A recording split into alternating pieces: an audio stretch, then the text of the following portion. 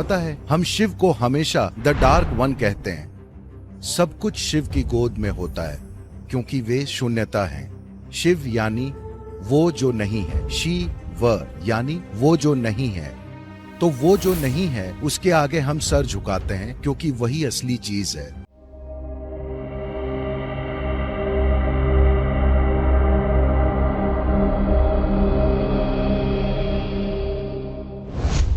तो महादेव का महत्व ये है कि जब ये तीनों एक की तरह काम कर रहे हैं तो वो महादेव हैं। ये तीन देव हैं। जब ये सभी एक के रूप में काम कर रहे हों तब ये महादेव हैं। तो हम विनाशक को महादेव कहते हैं क्योंकि इसका संबंध है ब्रह्मा का संबंध है सृजन से, विष्णु उनका संबंध है सृष्टि के संचालन से, शिव शून्यता है।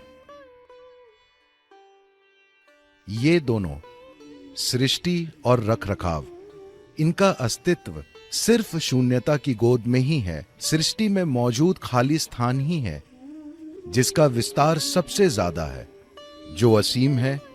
और यही वो गोद है जिसमें सृष्टि बनती है और गायब हो जाती है ना? ये घटती है, अपना संचालन करती है और बिखर जाती है।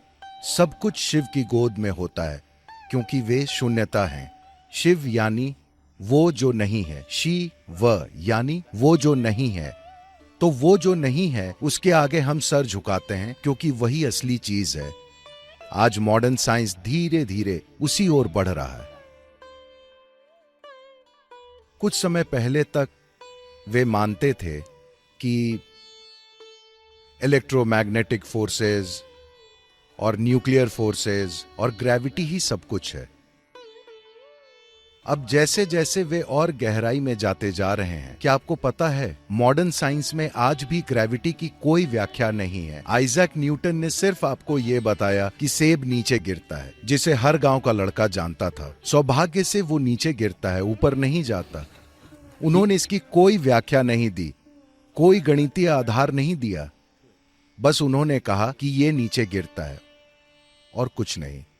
और तब से वे पता लगाने की कोशिश करते रहे हैं। उन्हें कम से कम दूसरी शक्तियों के बारे में पर्याप्त जानकारी है। ग्रेविटी एक ऐसी चीज है जिसने मॉडर्न साइंस को झकझोर दिया है। वो ये पता नहीं लगा पा रहे हैं कि ग्रेविटी इस तरह से क्यों काम करती है। तो आज वे व्याख्या दे रहे हैं कि एक समय था जब वे मानते थे कि सूरज की ग्रेविटी सभी ग्रहों को एक साथ थामे हुए है, किसी और चीज की ग्रेविटी सभी आकाश गंगाओं को एक साथ थामे हुए है।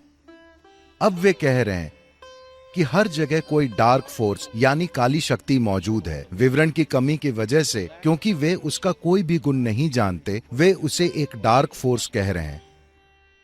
और ऐसा लगता है कि यही डार्क फोर्स हर चीज को उसकी जगह पर थामे हुए है। उन्हें नहीं पता कि इस शक्ति की प्रकृति क्या है। इसे डार्क एनर्जी या डार्क फोर्स कहा जाता है। ये डार्क एनर्जी, पता है, हम शिव को हमेशा द डार्क वन कहते हैं। उन्हें हमेशा द डार्क वन कहा जाता है। उनकी रात महीने में सबसे डार्क यानी काली रात होती है। तो आधुनिक वैज्ञानिक अपनी ही भाषा में कह रहे हैं कि शिव हर चीज को एक साथ थामे हुए है। अब मैं नहीं चाहता कि आप एक आदमी की कल्पना करें जो वहां बैठकर हर चीज को साथ थामे हुए है। ये ऐसा नहीं है। शिव यानी वो जो नहीं है, और वो जो नहीं है उसे सबसे ऊंचा माना जाता है क्योंकि वो जो नहीं है वही सृष्टि में सबसे बड़ी अभिव्यक्ति है कि नहीं? अगर आप ऊपर आसमान में देखें, तो अगर आप आसमान में देखते हैं, चूंकि आपकी आंखें एक खास तरीके से बनी हैं, आपको लगेगा कि आसमान तारों से भरा है। यह हकीकत नहीं है। वहां सबसे बड़ी चीज है खाली अंधकार, है ना?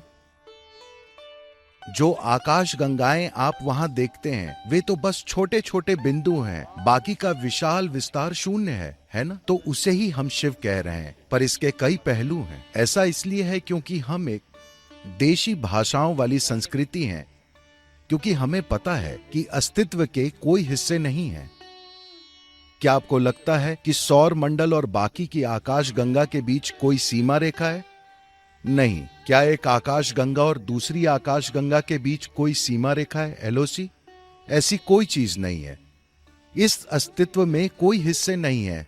तो हम एक देशी भाषाओं वाली संस्कृति हैं जहां इसके कोई हिस्से नहीं है। तो अगर मैं शिव की बात कर रहा हूं, जब मैं कहता हूं शिव, तो आपको पहचानना होगा कि मैं कौन से शिव की बात कर रहा हूं। मैं कहता हूं शिव और असीम शून्यता की बात करता हूं। मैं कहता हूं शिव और आदि योगी की बात करता हूं।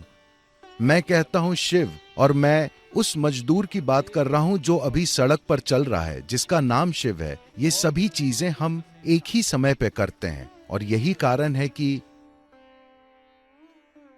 अगर हम ऊपर असीम शून्यता की ओर देखें तो हम वही चीज करते हैं। अगर हम आदि योगी की ओर देखें तो हम वही चीज करेंगे। अगर मजदूर शिव यहां आसपास चल रहा है, शायद वो अनपढ़ हो, शायद वो बहुत सारी चीजें हों या कुछ भी ना हो, तब भी हम वही चीज करेंगे, क्योंकि हम जानते हैं कि हमने सोचा कि जिस डार्क एनर्जी की आप बात कर रहे हैं, शिव के इसे थामे बिना इस शरीर में भी अखंडता नहीं रहेगी, ये फट पड़ेगा।